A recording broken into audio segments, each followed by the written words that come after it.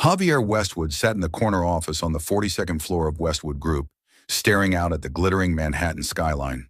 This skyscraper, with its gleaming glass panels and intricately etched company logo, was the symbol of his success, a 35-year-old CEO, cold, sharp, and never one to let emotions interfere with business. But today, he felt like punching a hole through the glass desk in front of him. An annual charity gala for all employees? Javier repeated, his voice low but razor-sharp. He slammed the stack of documents down on the desk, startling the administrative assistant standing across from him. Does the board think this is an amusement park? We're a media law firm, not a non-profit organization. Mr. Westwood, the assistant, a middle-aged woman named Margaret, adjusted her glasses and tried to keep her voice calm. The board believes the event will help improve the company's image, especially after, well, the recent articles about our charity fund. Javier frowned. Those articles, whispers about Westwood Group's charity fund lacking transparency, had been keeping him up at night. Not because he doubted the legality of the fund. He had handed full control to Camilla, the PR director, and his ex-girlfriend, and she always made sure everything appeared perfect. But the public never forgives a stain, whether it's real or not. Fine, Javier growled, standing up and folding his arms. If they want a party, they'll get a party. But I'm not responsible if someone gets drunk and starts dancing on a table. Margaret nodded, jotting something into her notepad before leaving Javier alone with a mess of tangled thoughts. He hated elaborate events. Expensive wine, fake smiles, empty speeches. It was all theater to mask the truth that no one actually cared about charity. But he had no choice. The board had spoken, and Javier Westwood never defied orders, even if he loathed them. That afternoon, in a lavish conference room with ebony wood tables and a massive LED screen, Camilla entered like a movie star. Her golden hair curled to perfection, her form-fitting dress accentuating every curve, and a smile that could make anyone forget what they were about to say. But Javier wasn't swayed. He and Camilla had broken up the previous year, and although she was still an exceptional PR director, he always felt a strange distance between them. Javier, you can't invite all the employees, Camilla said, her voice sweet but sharp like a candy-coated dagger. She took the seat across from him, tapping her red-painted nails on the table. The charity gala is a chance to connect with major partners, donors, the elite. If you invite the whole bunch of low-level staff, it'll turn into a cheap class reunion. Javier raised an eyebrow, eyes still on his laptop screen. Camilla, the board has made its decision. I don't have time to argue about who deserves to hold a champagne glass. Camilla tilted her head, her blue eyes flashing with anger. Do you know how much work I've put into organizing this event? I even invited reporters from the Times. If some logistics guy gets drunk and makes a scene, who do you think will take the blame? Me, not you. Javier stopped typing. He looked at Camilla, and for a rare moment, he felt amused. Not because she was wrong, she actually had a point, but the way she always wanted to control everything from the guest list to how he should smile in front of a camera made him want to stir things up. All right, Javier said calmly, though his eyes glinted with mischief. If you're so worried about low-level staff, I'll make sure all of them are invited, even the new assistant. Camilla blinked. Who? Javier skimmed through the employee list on his screen, stopping at a name he barely recognized, Izzy Lin. The new assistant, employed for less than 3 months, always showing up with loosely tied curls and oversized round glasses. She was practically invisible in the office, always head down, quiet, and never once catching his attention. Perfect. Izzy Lin, Javier said, the corner of his mouth lifting into a rare smile. She'll be invited, and I'll send the email myself to make sure she shows up. Camilla's mouth fell open. Then she let out a laugh as if she'd just heard a joke. Izzy? That girl who looks like she walked out of a public library? Javier, you're kidding, right? But Javier didn't reply. He opened his inbox and drafted a short email. To Ms. Lin, you're invited to attend Westwood Group's annual charity gala at the Grand Meridian Hotel this Saturday evening. This is an opportunity to connect with the team. We hope to see you there. Javier Westwood, he hit send, a strange sense of satisfaction rising in his chest. If Camilla wanted an elite event and the board wanted a charity gala to boost the company's image, then he'd make sure it became a show worth watching. In her small corner office, Izzy Lynn sat in front of her computer, paperwork stacked high around her. She pushed up her glasses, rereading the email she had just received, and nearly dropped her coffee. An invitation from Javier Westwood himself? For her? She read the email 3 more times, searching for any sign it was a prank, but there was nothing besides the cold, professional tone of her boss. Izzy wasn't naive. She knew how this office worked: fake smiles, handshakes masking ambition, and secrets buried beneath glossy surfaces. She hadn't come to Westwood Group to be a long-term assistant. The nonprofit organization she worked with had suspected the company's charity fund lacked transparency, donations weren't reaching those in need, and the financial reports were full of gaps. Izzy was here to find evidence, and she'd kept herself invisible for that very reason. But this invitation, it changed everything. A charity gala was the perfect place to observe, to eavesdrop on executive conversations, and maybe, just maybe, find a clue about the fund. Izzy smiled, then typed her reply. To Mr. Westwood, I'll attend. Thank you. Izzy Lynn. She hit send, her heart beating a little faster. This wasn't the excitement of an assistant invited to a fancy event. It was the thrill of someone who had just seen a secret door crack open. Back in his office, Javier read Izzy's reply and, for the first time all day, paused. Just one line short, simple, no fluff, but something about it made him frown. He wasn't sure why he was intrigued. Maybe it was her calm tone, or the way she didn't show any excitement like most employees would. He closed his laptop, stood up, and looked out the window. The charity gala, he thought, might turn out to be more interesting than he expected. In the conference room, Camilla scrolled through the final guest list on her phone. She smiled, satisfied with the list of powerful names, people who would solidify her position in the company and in Javier's eyes. But when she heard that Javier had invited Izzy Lynn, her smile froze. Her? Camilla muttered, tapping her nails on the table. An assistant? What game is he playing? She had no idea that inside her own company, a much bigger game had already begun, and Izzy Lynn wasn't the pawn she thought she was. You're watching Soul Stories, where every story whispers of love, healing, and hope. Let us know which city you're watching from. Don't forget to subscribe and be a part of our journey. Now stay with us.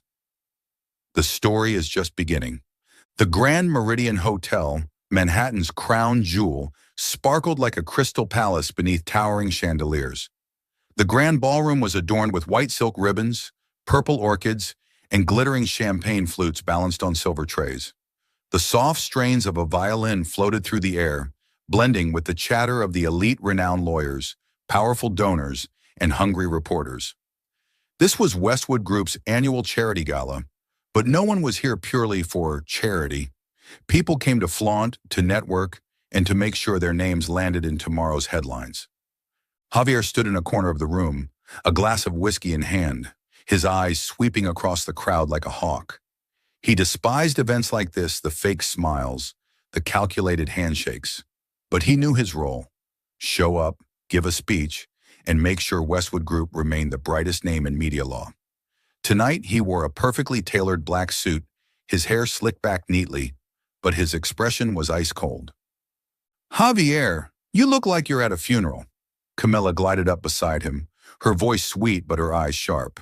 She wore a shimmering silver gown that hugged every curve and turned heads wherever she walked. Smile a little. The reporters are right over there.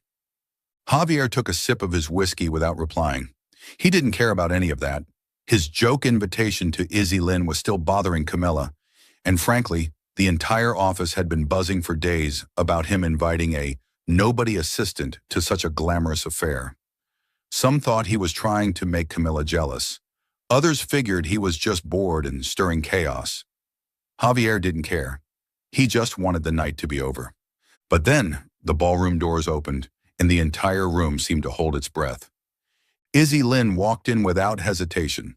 The red dress she wore wasn't flashy, no sequins, no bold cutouts, but it hugged her figure with quiet elegance, highlighting her softly curled hair and sharp brown eyes. Tonight, she wasn't wearing glasses. and that simple change made her face look almost unrecognizable, like she had stepped out of a painting. For a moment, the room was silent. Then whispers rippled out like waves. "Is that the assistant? Izzy Lynn? No way! What is she doing here?" Javier froze. His whiskey glass hovered in midair. For 3 full seconds, he forgot how to breathe. This wasn't the Izzy Lynn he'd seen before, the girl always looking down, silently sorting papers and brewing coffee in the office. This woman, she was radiant. Not because of the dress, but because of the confidence that radiated from every step she took.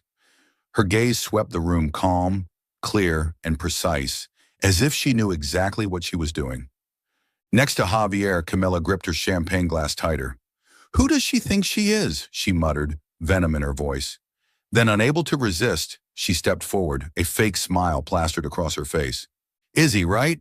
I didn't expect you to actually show up.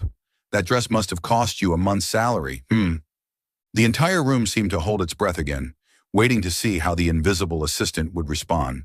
But Izzy simply tilted her head and smiled gently, as if speaking to a child. "Thanks for your concern, Miss Camilla, but I borrowed the dress from a friend. And as for showing up, I figured Mr. Westwood's invitation was reason enough. Don't you think?" Her tone was soft, but every word landed like a blade. A few guests chuckled under their breath. Camilla's face stiffened, her smile twisting awkwardly. She opened her mouth to retort, but Izzy had already turned away, walking gracefully toward the bar, leaving Camilla standing there, hand trembling slightly around her champagne glass. Back in the corner, Javier felt something strange stir inside him. It wasn't just Izzy's appearance, though. He couldn't deny how stunning she looked. It was the way she handled Camilla, not loud, not boastful, just one quiet sentence that shifted the entire room's attention in her favor. He had never seen anyone do that to Camilla, not even him. At the bar, Izzy accepted a glass of wine and tried to steady her breathing. Her heart was pounding. She hadn't come to draw attention. Her mission tonight was to observe, to listen, and to uncover any leads about Westwood Group's charity fund. But the stares she felt, including the one burning into her from the corner, made her feel like she was walking a tightrope. She wasn't naive. She knew Javier's invitation had been a joke, likely meant to rile up Camilla, but she didn't care. Tonight she would take whatever opportunity she could get. She sipped her wine and scanned the room. Donors chatted animatedly. A few Westwood Group executives whispered in corners. And Camilla, after that earlier exchange, was trying to regain her composure by laughing with a reporter. Izzy mentally recorded every detail, every face. If there was any conversation involving the charity fund, she would hear it. But then, a careless moment broke her concentration. As she turned, her sleeve brushed against a waiter's tray, and a glass of red wine toppled to the floor. It shattered with a sharp crack, the sound drawing all eyes once again. Izzy immediately crouched down to pick up the pieces, but before she could reach them, a hand extended toward her, holding a perfectly folded white handkerchief. "Careful, you'll stain the dress," Javier said, his voice calm and low. He stood before her, tall and composed, his gaze locked on hers. Izzy looked up, slightly startled. She accepted the handkerchief, dabbed her hands, and offered a polite smile. "Thank you, sir. I'm okay." She tried to keep her tone light, but his eyes made her feel as though she were being seen through completely. He didn't smile, didn't say another word, just gave a small nod and straightened. She stood up and handed the handkerchief back. "I'll reimburse the wine," she joked, hoping to ease the tension. "No need," Javier replied, his voice still cool, though his gaze had softened just a little. He tucked the handkerchief into his pocket, then turned and walked away, leaving Izzy standing there, her heart racing more than she cared to admit. As Izzy melted back into the crowd, Javier returned to his corner, his hand still clutching the handkerchief in his jacket pocket. He didn't understand why he had offered it to her, a small gesture. But for him, it felt unnatural. From across the room, he watched her speak to a donor, her smile both warm and unreadable. Who was she? An ordinary assistant couldn't silence a room with a single line, and an ordinary assistant certainly shouldn't be distracting him like this. Across the ballroom, Camilla clutched her wine glass tightly, her eyes sharp and fixed on Izzy. She didn't know what that assistant was hiding, but she swore she would find out. As for Javier, he took another sip of whiskey, forcing himself to focus on the speech he would soon deliver. But in his mind, the image of Izzy in that red dress refused to leave. The ballroom at the Grand Meridian Hotel still glowed under the lights, but the atmosphere had relaxed after the evening's formal speeches. Guests were loosening up, laughter echoed softly, and the clink of glasses grew more frequent. Javier Westwood stood near the bar, a fresh glass of whiskey in hand, trying to focus on a conversation with a key donor. But his eyes kept drifting toward Izzy Lynn, who was gliding through the crowd with practiced ease like a small fish cutting through a fast current, leaving no trace behind. After her earlier clash with Camilla, Izzy had seemingly returned to her invisible assistant role, polite greetings, friendly smiles, nothing that drew too much attention. But Javier couldn't shake her from his mind. He told himself it was just curiosity. A CEO should know who his employees really were, right? But deep down, he felt a strange unease, as if Izzy were hiding something much bigger than the quiet confidence she carried. Suddenly, a middle-aged man in a gray suit, wearing a press badge, approached Izzy as she stood near the buffet. He smiled warmly, but his eyes were sharp, the eyes of a seasoned journalist. "Ms. Lynn, isn't it? Izzy Lynn from the Chicago Project. I'm Paul Grayson, the Tribune. I covered your vocational program for immigrants 2 years ago. What a surprise to see you here." Izzy froze for a moment, the glass of orange juice in her hand trembling slightly. She quickly regained her composure and offered a professional smile. "Mr. Grayson, nice to see you again. I didn't expect you'd remember that project." "Of course I do," Paul laughed heartily, drawing the attention of nearby guests. "You helped over 300 immigrants find stable jobs through that program. You handled everything from securing funding to corporate partnerships. I even wrote that you were a small flame making a big difference. So what are you doing at Westwood Group? Surely not just assisting?" His question dropped like a stone into a still pond. Several nearby guests, including some Westwood Group executives, turned their heads toward Izzy. Camilla, not far away, tightened her grip on her champagne glass, her eyes flashing with suspicion. Even Javier, mid-conversation with a donor, paused, his ears honing in on every word. Izzy smiled faintly and set her juice on the table. "I'm just an assistant, Mr. Grayson. Westwood Group is an interesting place to learn, and I'm doing my best to contribute." Her words were modest, but her tone carried a quiet gravity, sincere, yet somehow inspiring, as if she were hinting at a larger story just beneath the surface. Paul nodded, clearly impressed. "You're too humble, but I bet you'll make waves here too, just like in Chicago. If you ever have time, I'd love to do a follow-up, maybe a piece on young changemakers in the community." "Maybe one day," Izzy replied smoothly, steering the conversation away. "Thank you for remembering me." She nodded politely, then slipped into the crowd before Paul could ask anything more. Javier stood still, the whiskey in his hand suddenly feeling heavy. Izzy Lynn, the woman he had barely noticed over the past 3 months, had once led a project that helped hundreds of immigrants. He had never thoroughly reviewed her resume, a rare mistake for a CEO who prided himself on control. He vaguely recalled something about nonprofit experience, but had dismissed it as just background noise before she joined Westwood Group. But what stunned him more was a memory that suddenly resurfaced. About 2 years ago, Camilla had pitched a partnership proposal from a nonprofit based in Chicago, a vocational training program for immigrants. She had scoffed at the idea, calling it idealistic and too small scale to align with Westwood Group's brand. Javier, caught up in a major litigation case at the time, had agreed without looking into it. He remembered Camilla's exact words. "We don't need these little side projects wasting our time." Could that have been Izzy's program? A knot tightened in Javier's stomach. He looked toward Izzy, who was now chatting calmly with a server, her smile serene, as if the entire encounter with the journalist had never happened. But now he could no longer see her as an invisible assistant. She was a puzzle, a riddle that made him feel both intrigued and uneasy. A conflict stirred within him. Part of him questioned Izzy, why would someone like her settle for being an assistant at Westwood Group? What was she really here for? But another part, deeper, quieter, felt ashamed. He had dismissed her work, indirectly invalidated her efforts, all because he trusted Camilla's judgment without looking further. Javier took a sip of whiskey, trying to focus, but his thoughts were already consumed by Izzy. Izzy, meanwhile, struggled to keep her breathing steady. The conversation with Paul Grayson had been a minor disaster.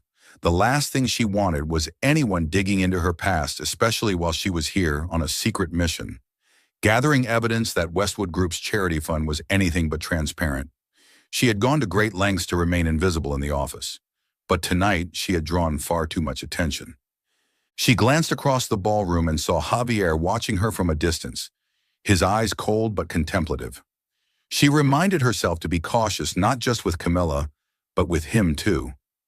As the gala neared its end, Izzy felt suffocated. Quietly, she slipped out of the ballroom and onto the hotel's expansive balcony.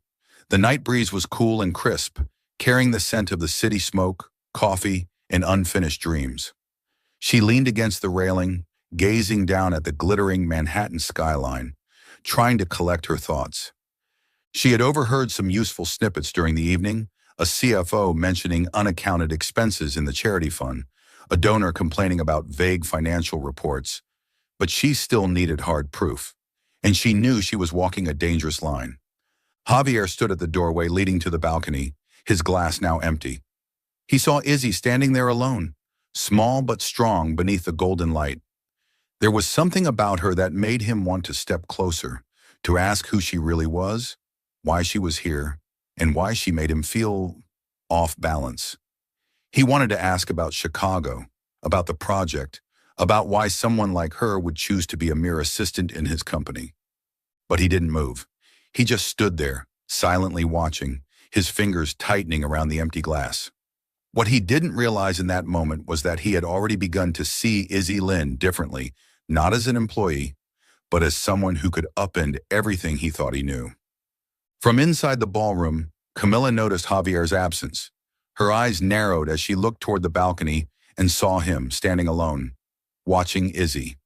Her nails tapped against her champagne flute, a cruel plan already forming in her mind. She didn't know who Izzy Lynn really was, but she swore she'd find out and make sure she disappeared from Westwood Group and from Javier's life. On the Monday morning following the charity gala, the Westwood Group office in Manhattan buzzed with more energy than usual, and it wasn't because of work. Employees huddled in small groups around computer screens, whispering and giggling. A video clip from the Grand Meridian Hotel party had gone viral at lightning speed, and its headline was dominating social media platforms. The assistant who left the elites speechless. In the clip, Izzy Elegant in her red dress smiled calmly as she delivered her cutting response to Camilla's snide remark. As for daring to attend, I figured Mr. Westwood's invitation was reason enough, don't you think? The line, sharp yet graceful, had stunned the entire room, and now it had become an internet sensation. Meme accounts flooded platforms with images of Camilla's stunned expression, overlaid with captions like, "When you think you're the queen but get knocked out by the assistant." Izzy, on the other hand, was hailed as a phenomenon, a no-name woman who made the elite reevaluate themselves. Javier sat in his corner office on the 42nd floor, scrolling through his phone, face unreadable. He had watched the clip at least 3 times, not out of curiosity, but because he couldn't understand why he couldn't stop. Every time Izzy appeared on screen, something stirred in him, not quite admiration, not irritation either, but something distracting, something disarming. He set his phone down and forced himself to focus on the flood of emails, but the phone rang before he could make any progress. "Westwood," he answered, his voice cold. "Javier, have you seen that clip?" barked Harold Crane, one of their major partners, clearly agitated. "The whole world is laughing at Camilla, and she's our PR director. The company's image is on the line. What are you going to do about that assistant?" Javier's brow furrowed, his grip tightening around the phone. "The assistant isn't the problem, Harold. Camilla brought this on herself." Harold cleared his throat, clearly displeased. "I don't care who's to blame. We need to control the narrative before it spirals. Call me when you have a plan." He hung up, leaving Javier with a fresh headache. Javier stood and looked out the window. The video was undeniably a PR disaster. But strangely, he wasn't angry at Izzy. On the contrary, he felt proud, though he hated admitting it. The way she handled Camilla, how she subtly turned the room in her favor, that was something even he, a sharp CEO, rarely accomplished. But who was she? No ordinary assistant could carry that level of confidence. And after what the journalist had revealed about Chicago, Javier was more convinced than ever that Izzy was hiding something. In her small office, Izzy sat at her desk, trying to focus on organizing Javier's meeting schedule. But the whispering from coworkers just outside made it impossible to ignore. She'd already seen the clip a kind colleague had sent it to her with a laughing emoji. Izzy wasn't sure whether to laugh or worry. She had attended the gala to gather intel on the charity fund, not to become a viral sensation. Now all eyes in the office were on her, and that made her mission far more dangerous. She opened her email, checking for any updates from the nonprofit organization she was working with undercover. Nothing new, but she knew they were waiting for progress.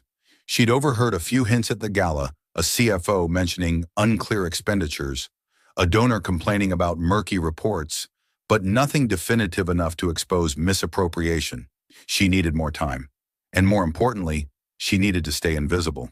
The viral video had blown that plan apart. With a sigh, she stood and decided to bring some waffles to the office, a small, harmless gesture. She had 3 boxes of homemade waffles in her bag.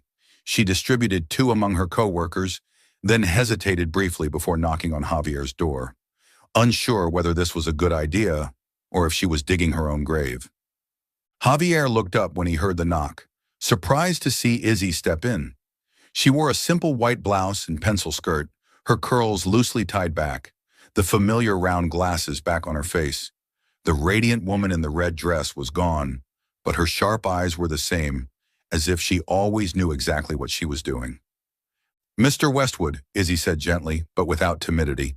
She set a small paper box on his desk. "I brought waffles. If you're not too picky, give them a try." Javier blinked, unsure if he'd heard correctly. "Waffles?" he repeated, skeptical. Izzy smiled, a mischievous spark in her eyes that made him want to smile too. "That's right. Nothing saves a rough day like waffles. Consider it a thank you for the gala invitation." He looked at the box, then at her. For a moment he forgot he was the cold, composed CEO of Westwood Group. He opened the box, took a bite, and the crisp sweetness surprised him. He hadn't even realized how hungry he was. He finished the piece in silence and, without thinking, muttered, "That's really good." Izzy's grin widened, her eyes lighting up. "Told you, waffles never fail." She turned to leave, but Javier called after her. "Ms. Lin," he said, his voice lower than usual. "Are you all right after that video?" Izzy paused, clearly taken aback by the question. She looked at him as if weighing whether to be honest. "I'm all right, Mr. Westwood, just didn't expect to go viral like that." She shrugged, her smile a mix of self-deprecation and sincerity. Javier nodded, but his gaze lingered. He watched her longer than usual, noticing little things he had never seen before, the way she tilted her head when speaking, how she tapped her finger against her sleeve when thinking. When she left the room, he felt an odd emptiness, like the space had dimmed slightly in her absence. For the rest of the day, Javier couldn't stop noticing her. He realized she managed emails at a lightning pace, responded to partner requests with finesse, and anticipated his preferences without being told. When she brought coffee to the conference room, he noticed she placed his cup exactly where he liked it without needing to ask. The little details he had once overlooked now unsettled him. She wasn't just an assistant. She was something he couldn't define. Meanwhile, in her office, Camilla scrolled furiously through the internet memes mocking her. She gripped her phone so tightly that her red-painted nails nearly dug into her palm. She didn't know who Izzy Lin really was, but she vowed to find out and to make her pay for the humiliation. She fired off a text to an old contact, a private investigator. "Find out everything about Izzy Lin. I need to know what she's hiding." Later that evening, Izzy sat alone in her small office checking her phone. A new message from the nonprofit lit up the screen. "We need evidence as soon as possible. Don't let emotions get in the way. That charity fund is bleeding millions." She tightened her grip on the phone, her eyes conflicted. She remembered the look in Javier's eyes when he ate the waffle, his warm voice when he asked if she was okay. She knew she wasn't allowed to get soft, but her heart, as always, refused to listen. She tucked the phone away, stood up, and left the office, carrying with her a question she didn't dare answer. Could she finish the mission and still protect what was quietly growing in her heart? Wednesday at Westwood Group was tense. The Manhattan office buzzed with a heavy atmosphere, not just because the viral clip titled "The Assistant Who Left the Elites Speechless" was still circulating, but also due to a flood of calls from major partners. They weren't happy. The company's image, something Camilla had worked hard to build, was under fire, all because of an unknown assistant named Izzy Lynn. And Camilla, with her pride and ambition, was determined to make Izzy the scapegoat. In the main conference room, its glass walls overlooking the Manhattan skyline, Camilla stood before the board of directors and several partners on video call. She wore a sharp white pantsuit, her blonde hair pulled into a high ponytail, voice sweet yet steely. "We can't let an assistant damage Westwood Group's reputation," she declared, her eyes scanning the room. "That video was a PR disaster, and Izzy Lynn is the reason. I recommend we terminate her immediately to send a message that we take our image seriously." Harold Crane, the partner who had previously confronted Javier, nodded from his screen. "I agree with Camilla. That assistant is becoming a liability. If she stays, our donors will think we've lost control." A few board members nodded, but none of them looked directly at Javier, who sat at the head of the table like a statue. Dressed in a black suit, arms crossed, his icy gaze swept across the room. He had heard enough. Camilla was presenting Izzy as a threat, but what irritated him most was that no one was speaking up for her. Izzy, the assistant, who handled emails with stunning efficiency and silenced a ballroom with one sentence. An unknown assistant? Number she was more than that. "Javier," Camilla turned toward him, her smile perfect, her eyes challenging. "You agree, don't you? We need to act fast." Javier said nothing.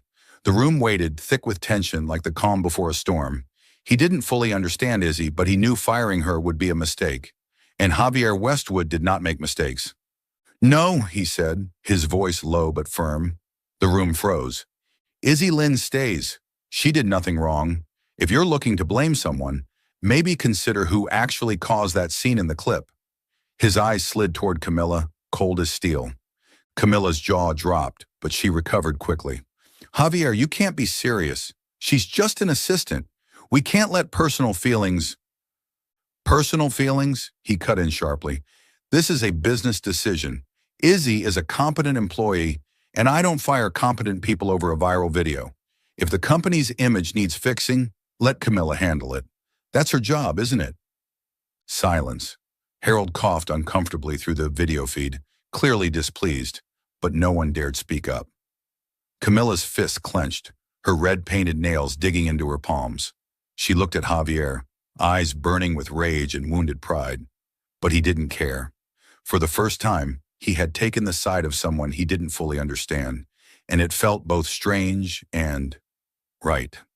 That afternoon, Javier was on his way to a client meeting when he tripped over a maintenance crew's power cable. He stumbled hard, the left side of his face slamming against the edge of the reception desk, leaving a vivid red scratch.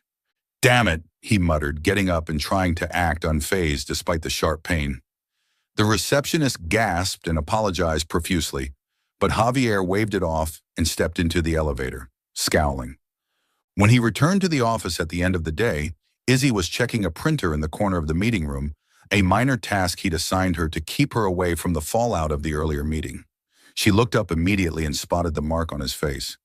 "Oh no, Mr. Westwood, what happened to your face?" she asked, a mix of concern and teasing in her voice. Javier shrugged, trying to downplay it. "I fell. It's nothing." Izzy shook her head, reached into her bag, and pulled out a small adhesive bandage. "Falling and ending up with that mark is not nothing. Sit. Let me take care of it." He started to decline, but her determined look made him relent.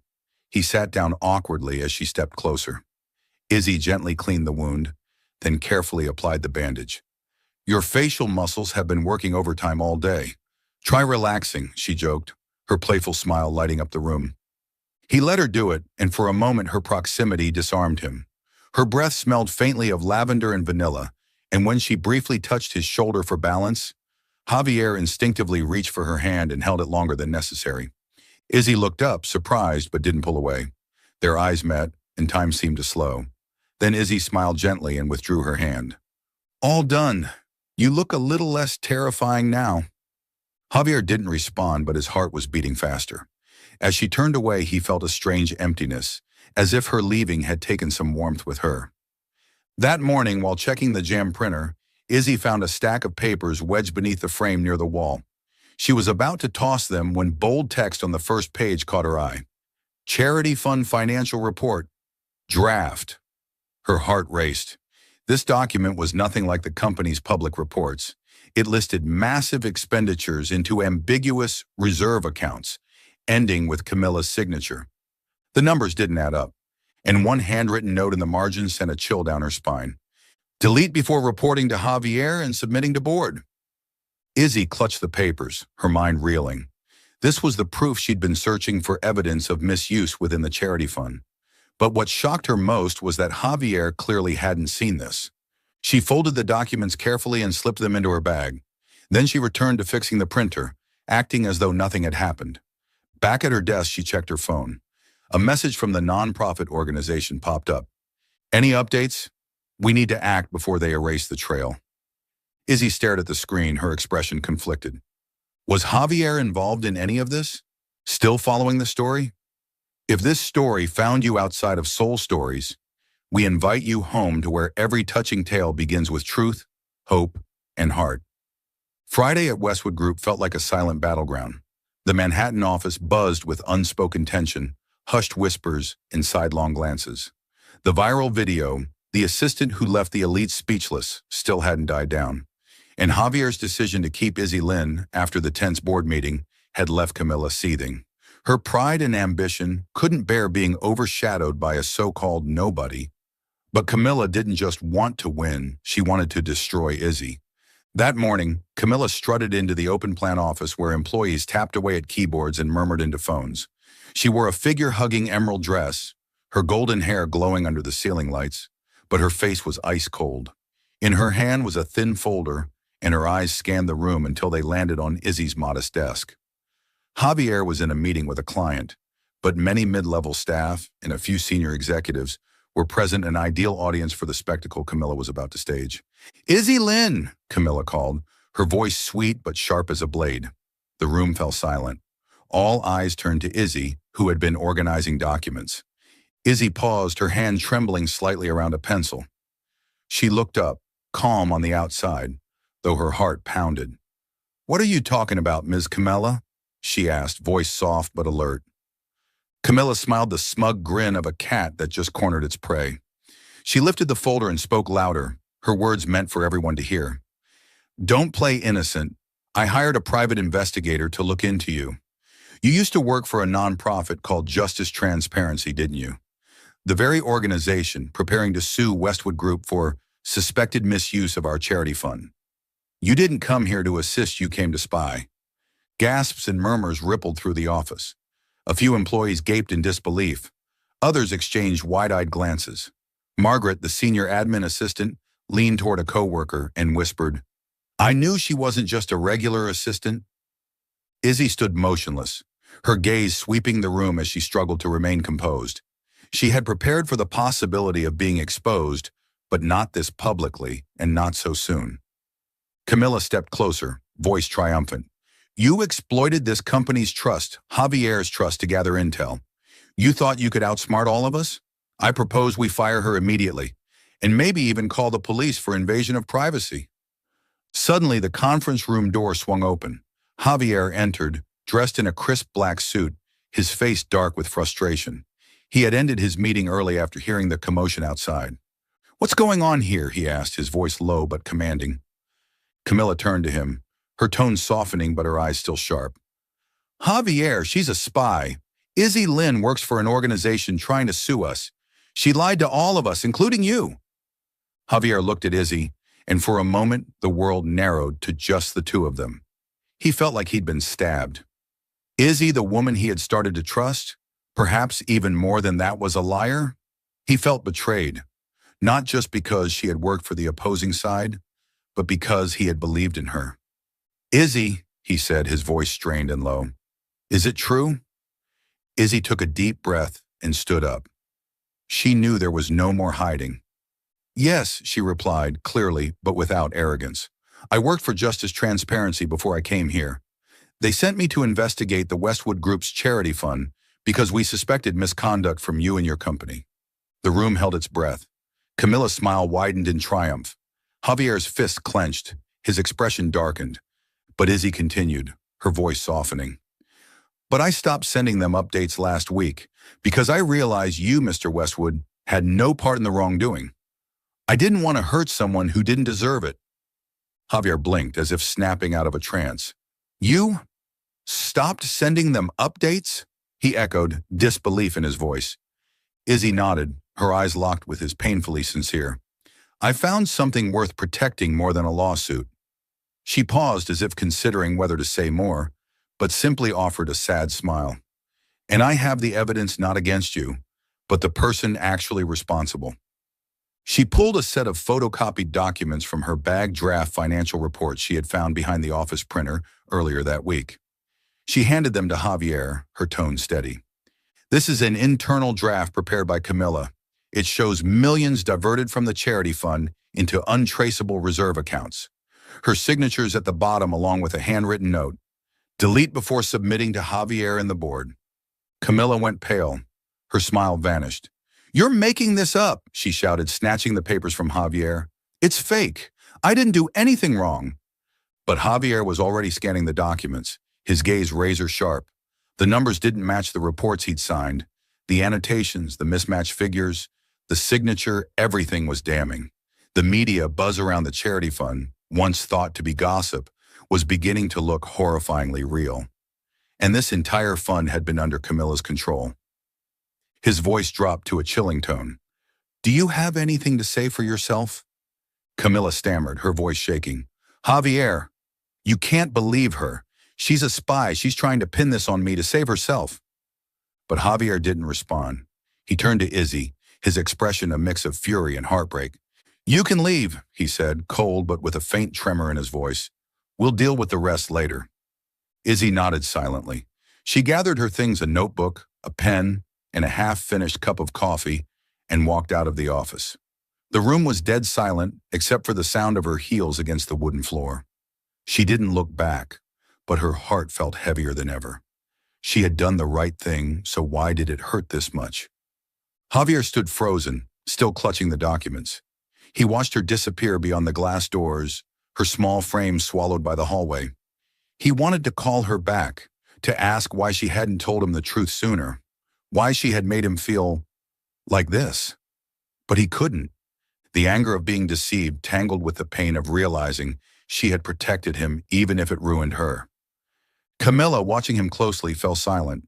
She saw it in his eyes she had lost, not just to Izzy, but to Javier himself. But she swore. This wasn't over. Friday's rain poured over Manhattan like it was trying to wash away the city's secrets. Neon lights shimmered on the wet streets, and the towering Westwood Group building stood tall, amidst the storm an unyielding fortress, cracked from within. On the 42nd floor, Javier Westwood sat alone in his office. The pale light from his computer screen cast stark shadows across his sharp features and conflicted eyes. His desk was buried in paperwork, but his mind was elsewhere. In front of him lay a handwritten letter, its slanted script unmistakably Izzy Lynn's, and a thick folder of documents, the final evidence of the charity fund scandal she had left for him before walking away. The letter was brief, but every word cut like a blade. "Mr. Westwood, I didn't come to your company just to be an assistant. I came to investigate, to gather evidence of the misuse of the Westwood Group's charity fund. I once believed you were part of that deception, and I was ready to expose everything. I tried to keep my distance, reminded myself not to trust, not to feel. But the heart doesn't listen to reason. I was wrong not to tell you from the start, and I'm sorry not just for hiding the truth, but for starting to see you with different eyes. Everything I have is in this folder. I've kept nothing for myself. I give it to you not as a threat, but because I believe you'll do the right thing." "Izzy, Javier read it again for the third time, his hands trembling slightly. He was stunned, not just because Izzy had left without a proper goodbye, but because of that line. The heart doesn't listen to reason. It left him feeling both furious and wounded, like she'd dropped a riddle into his life and vanished. He had trusted her, even if only a little, and she had deceived him. But if she truly meant to destroy him, why leave all the evidence behind, and then walk away? He stood abruptly and opened the folder. The contents were chillingly thorough. Forged financial drafts, internal emails, handwritten notes, even wire transfer receipts to untraceable accounts. Every piece bore Camilla's fingerprints, her signature, her commanding tone, her arrogance. Javier's jaw tightened. He had entrusted the charity fund to Camilla because he believed she, with her polish and drive, would manage it well. But she hadn't just embezzled money, she had betrayed his trust. That very day, Javier ordered an internal investigation. He summoned the legal team and brought in an independent audit firm. He demanded a full review of the charity fund's financial history going back 3 years.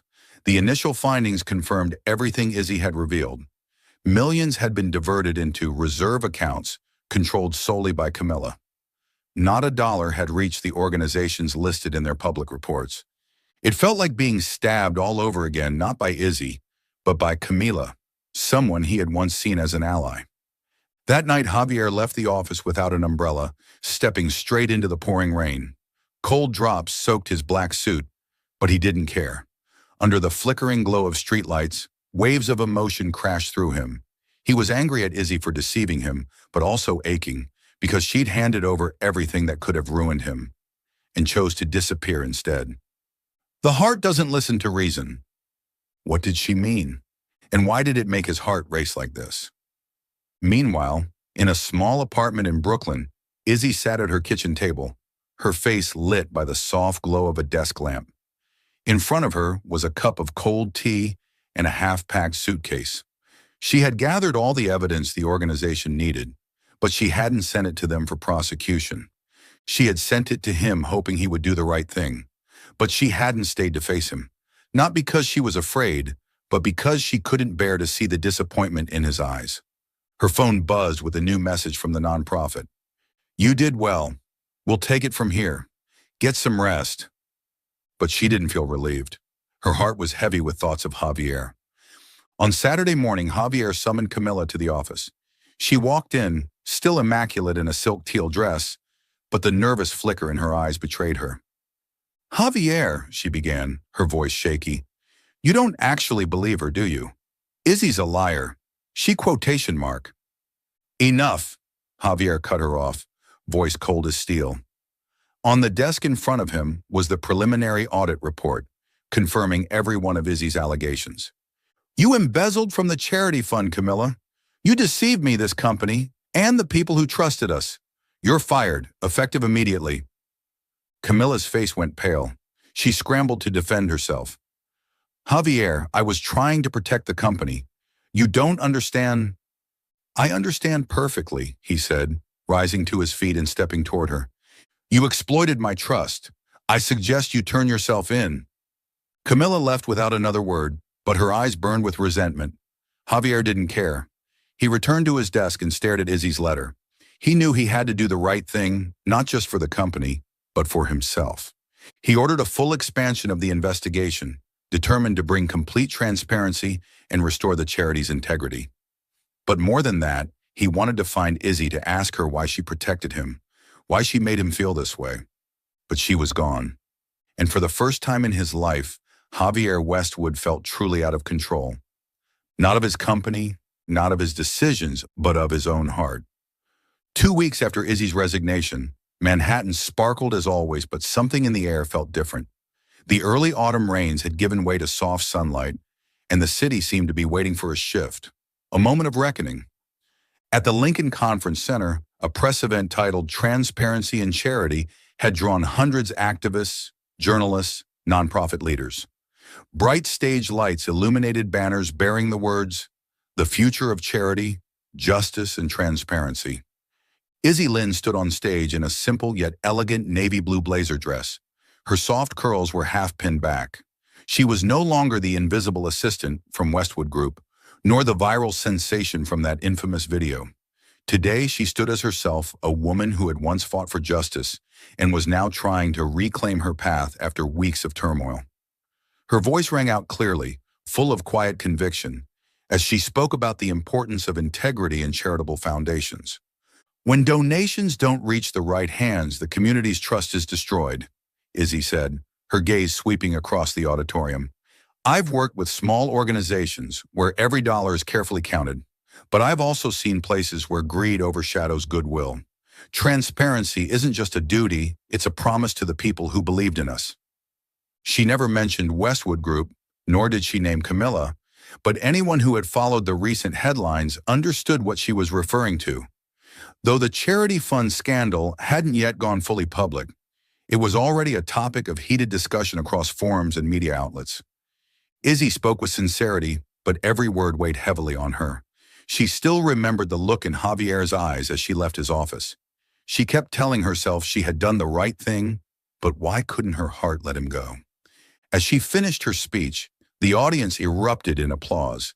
Izzy simply gave a small smile and bowed her head in thanks. She stepped off the stage gracefully, trying to maintain composure, though her eyes were rimmed red, glistening beneath the spotlight like tears that hadn't fallen.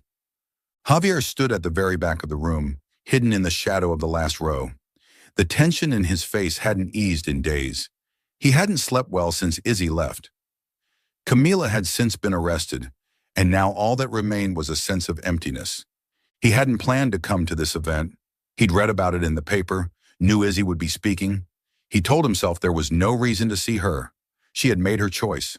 But this morning, staring at his empty office, he'd gotten in his car and driven to the conference center anyway. When Izzy began to speak, Javier's heart tightened. Her voice, her sincerity, the way she quieted an entire auditorium, every word reminded him of why she had captured his attention in the first place. But more than that, he realized, he had been wrong. As Izzy stepped down from the stage, Javier stood up and walked toward the steps leading to the platform.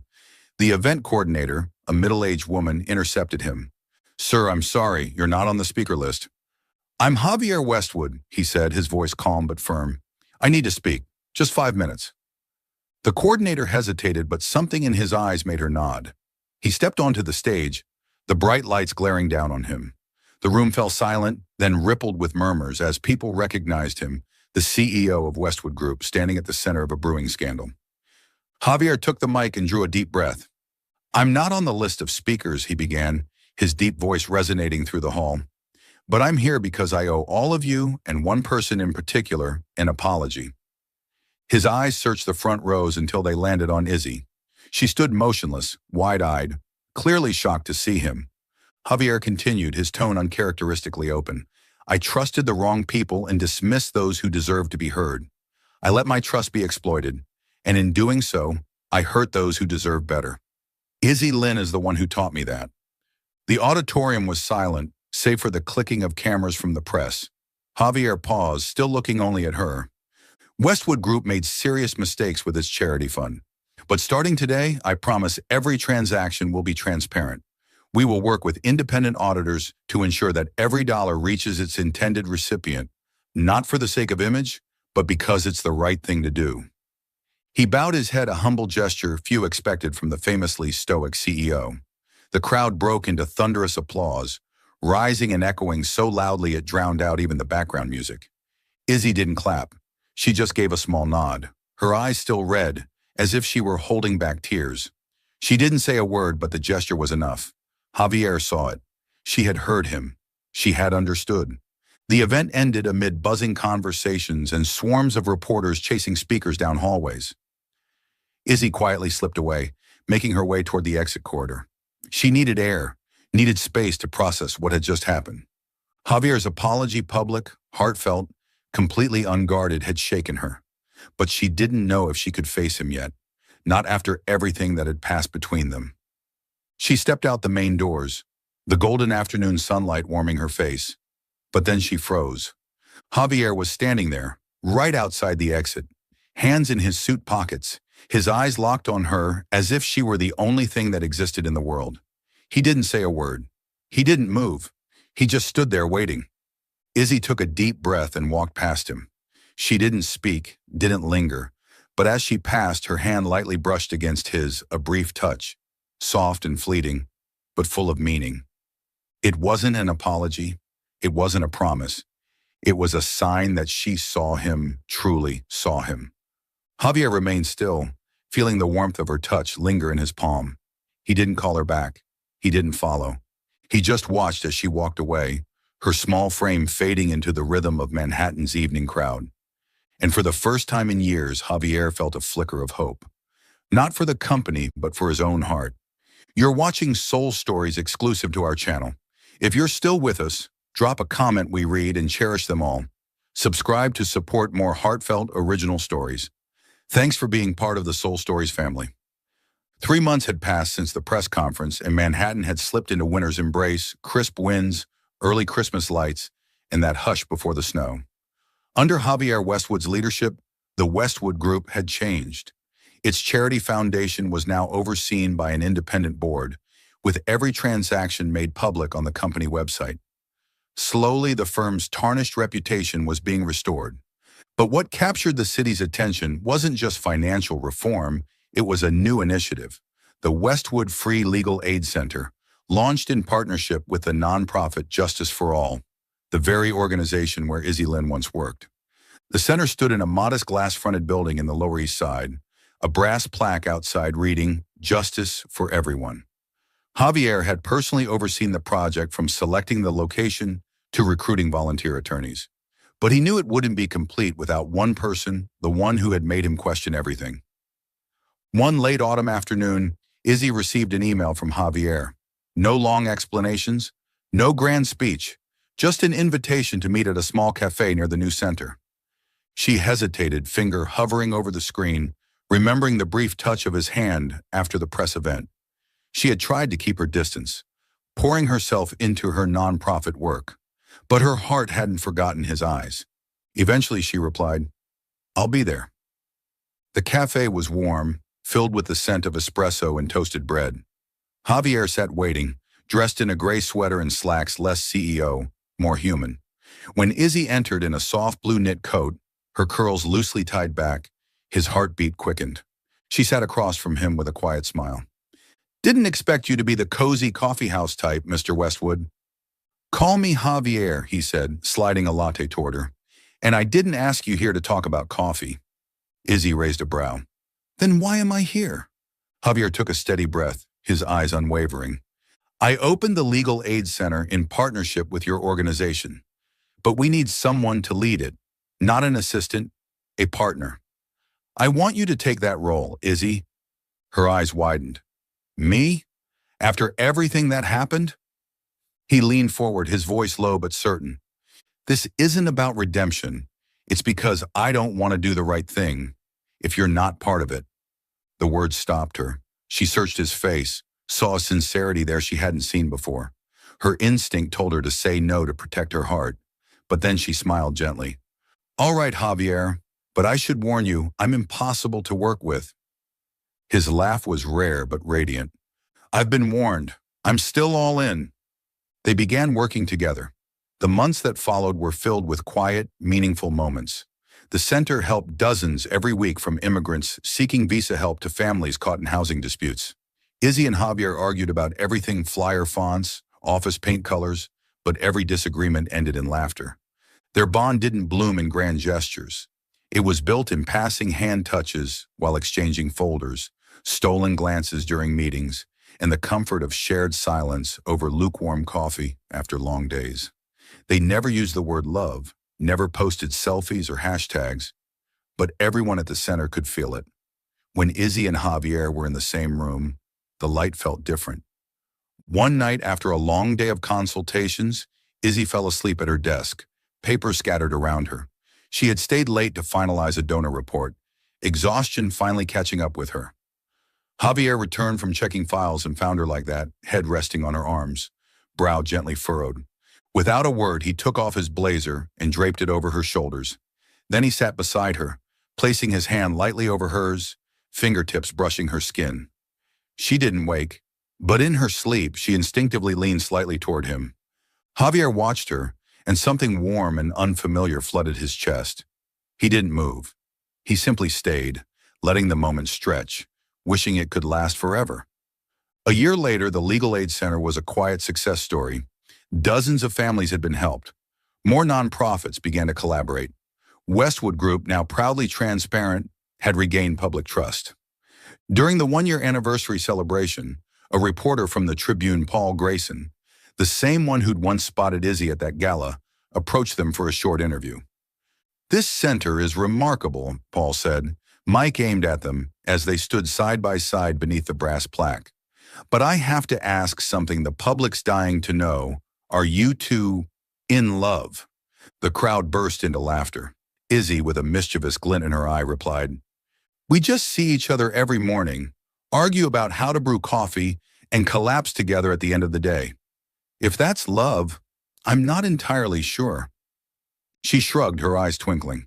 Javier, usually cold toward the press, surprised everyone. He stepped forward, voice steady and low. "I don't know if that's love either, but I know this: without her, I'm not me."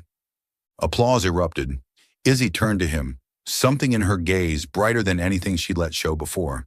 They didn't say anything else, but the way they stood, shoulder to shoulder, said everything. That night, after the guests had gone and the lights were dimmed, Izzy and Javier locked up the center together. The golden glow from the street lamps spilled through the glass, dancing across the hardwood floor.